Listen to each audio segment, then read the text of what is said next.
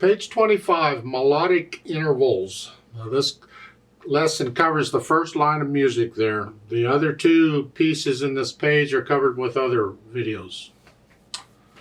Melodic intervals. For some reason, they seem to think you need to understand melodic intervals now.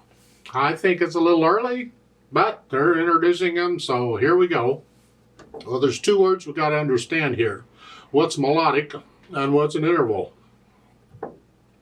Okay, let's work on melodic first. Melodic is like a melody. Think of a melody. It's where it's one note after another. Here.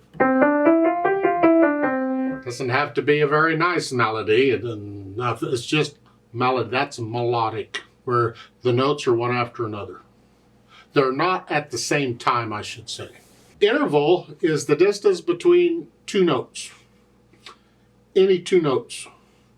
It could be the first note of a piece and the last note of a piece. It doesn't matter which two notes we're talking about. It's two notes, and the distance between them, that is the number of keys between them, is the interval. And they're numbered. Pretty simple. Just remember, we don't start with 0 in music. We start with 1. There's no 0 in music. So let's say, for instance, I'm going to use the white keys here. Let's keep it simple.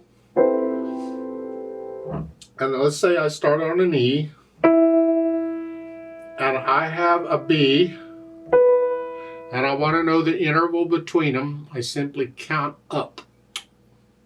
And the note I'm on is 1. Remember, we don't start with 0. So it's 1, 2, 3, 4, 5.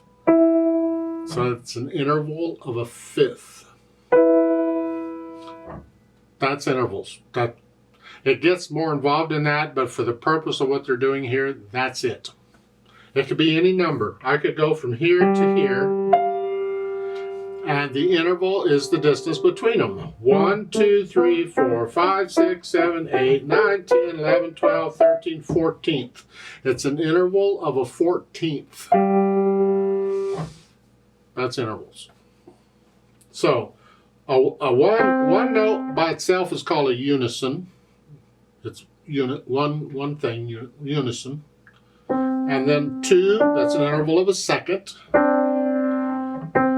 An interval of a third.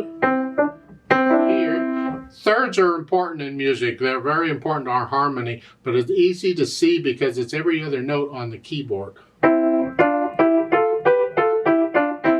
Thirds.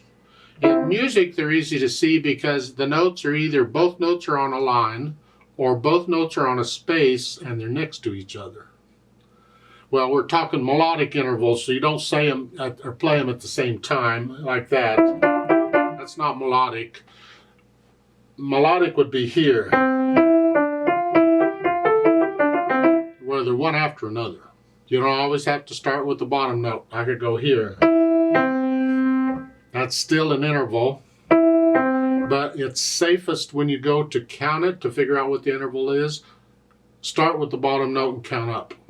Now, I know going both directions here, 1, 2, 3 or 1, 2, 3 is the same thing, but there's a trap we will get to a little later that you have to be careful about. So if you just get in the habit of counting up, you can avoid that trap. That's intervals. So let's take this piece. We got some music here. Let's try it out and play it and say the names of the notes and the whole routine that we're going through. So this is one line long, treble and bass clef, 4/4 time. It's got a repeat sign at the end, and they're all quarter notes. So say the name of the note and play the name of the note. Here, it's C, D, C, E, C, D, C, E, then G, F, G, E, G, F, G, E. And finally at the end, or for the quarter notes, they stop putting in the name of the note in the middle. Isn't that nice? They're kind of weeding you out of that. Good, because you need to memorize these. I wish they wouldn't give you all those finger numbers. You only need finger number on the first note of each hand because you're not moving around. And that's really all you need. But that's the piece. As a repeated, you're going to play it twice, so just for practice, let's go ahead and play it. together. Double check everything. I'll give us 4 counts. 1, 2, ready, go.